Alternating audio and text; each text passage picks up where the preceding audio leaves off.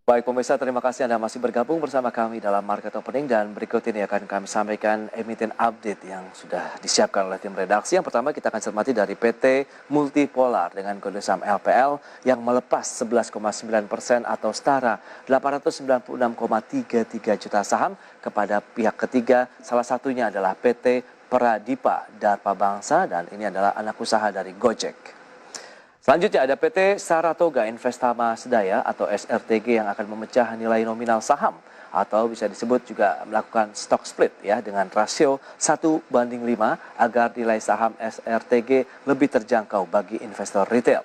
Selanjutnya ada RUPSLB Bank Maya Pada Internasional dengan kode saham Maya juga yang memutuskan untuk merombak jajaran manajemen dengan memberhentikan dengan hormat sejumlah komisaris. Ya, kita akan fokus ya kepada salah satu ini emiten yaitu MLPL. Selengkapnya bisa Anda saksikan di layar televisi Anda. Pemirsa, kita lihat ini di mana MLPL menjual 11,9% saham MPPA kepada ketiga pihak ya, termasuk Gojek ya, di mana awal April 2021 ini apa saja selengkapnya bisa Anda saksikan. Ada PT PanBridge Investment Limited, kemudian Trademore Capital Limited, dan PT Pradipa Darpa Bangsa, anak usaha dari Gojek. Ini setara dengan 896,33 juta saham. Dan informasi berikutnya kita lihat pasca MLPL yang menjual 11,9% saham MPPA ke tiga pihak, di mana Pradipa atau anak usaha Gojek ini menguasai sekitar 4,76% saham dari PT Matahari Putra Prima Tbk dengan kode saham MPPA. Kemudian ada PanBridge yang juga menguasai 3,33% PT Matahari Putra Prima Tbk atau MPPA dan juga Trademore yang menguasai 3,81% saham dari MPPA. Ini adalah tiga pihak yang sudah membeli ya saham dari MLPL atau sudah menguasai dari MPPA-nya. Selanjutnya kita lihat dari Multipolar. Seperti apa sih kinerjanya setelah sukses menjadi saham yang paling cuan ya kemarin. Senin pada tanggal 17 Mei lalu kita lihat penguatannya hingga 24,78% di level 282. Kinerja tahun berjalan atau year to date melonjak hingga 297%, sementara kinerja 6 bulan terakhir 464%. PE ratio masih negatif 4,9 kali, PBV-nya 0,95 kali, dan market cap mencapai 4,1 triliun rupiah. Baik, kita akan lanjutkan kembali pembincangan bersama dengan Hosiana Evalitas Situmorang, ekonomis dari Panin Sekuritas. Ya, Mbak Hosiana, kita akan cermati dari MLPL sendiri nih. Analisis Anda bagaimana? Kemarin juga mulai banyak diburu ya dengan masuknya Gojek begitu menjadi salah satu investor di sana dan dua perusahaan lainnya. Silakan. Ya, jadi kalau kita lihat tuh sebenarnya MLPL ini kan kalau dari sisi kinerjanya pasti kan semua emiten cenderung mengalami pemulihannya di tahun ini kan masih bertahap ya. Jadi kalau misalnya kita melihat Gojek udah mulai masuk ke MLPL itu sebenarnya ada indikasi positifnya juga gitu. Karena kalau kita lihat kecenderungan memang saham-saham yang ada berkaitan dengan Gojek ini sendiri. Ada beberapa emiten yang kita tahu kan juga terafiliasi dengan Gojek.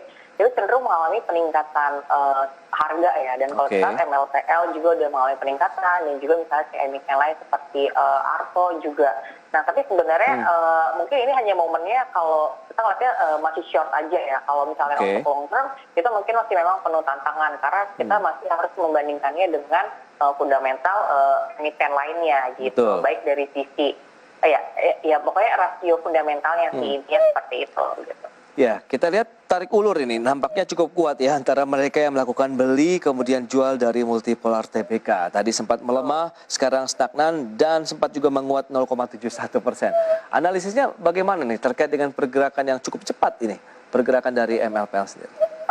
Kalau mau untuk trading short sih sebenarnya ini masih menarik ya, karena kecenderungan ini masih bisa menguat, tapi memang mungkin hanya di hari ini atau ya hanya di hari ini atau paling lama untuk esok hari gitu. Setelah sebelumnya nanti akan mengalami koreksi, karena ada kecenderungan memang investor yang sudah menikmati returnnya ini kan naik udah dari 5 bulan terakhir ini ya, jadi cenderung sell on news gitu justru. Yes, memang kalau kita lihat pergerakan dari MLPL secara year to date saja level terendahnya di level 57-an sekarang sudah melonjak 282. Memang ini bagi yang sudah punya, apakah lebih baik kita melakukan paling tidak profit taking dulu atau masih ada kesempatan di hold ya? Karena ada peluang lebih tinggi lagi dari penguatan MLPL. Iya, sebenarnya sih kalau kita lihat kalau yang udah punya better emang di hold aja dulu. Karena kalau kita lihat ya? nanti, ya sebenarnya sih di momen saat ini ya untuk semua yang udah megang saham sih sebenarnya nggak ada alasan untuk melepas pemilikan sahamnya ya. Karena kalau belajar dari krisis-krisis sebelumnya justru di momen pasca krisis ini dan pasca krisis saat ekonomi mulai recovery dan juga saat ketidakpastian di global masih ada, kita better emang nggak usah harus memaksakan untuk jual gitu. Karena nanti ketika momentum recovery justru saham tuh yang lebih cepat untuk recover gitu. Jadi kalau emang nggak ada alasan untuk kebutuhan dana sih sebenarnya tetap hold aja semua sahamnya. Oh baik, itu dia. Jadi strategi yang perlu diterapkan untuk MLPL masih ada kesempatan di hold, sementara MPPA-nya juga hari ini sudah mulai terkena si profit taking seperti Anda katakan, nilai kepada sentimen jangka pendek sekali malah bisa dikatakan karena sudah minus 2,16% MPPA-nya sendiri di level 900 saat ini. Mbak Hosiana, bagaimana ini?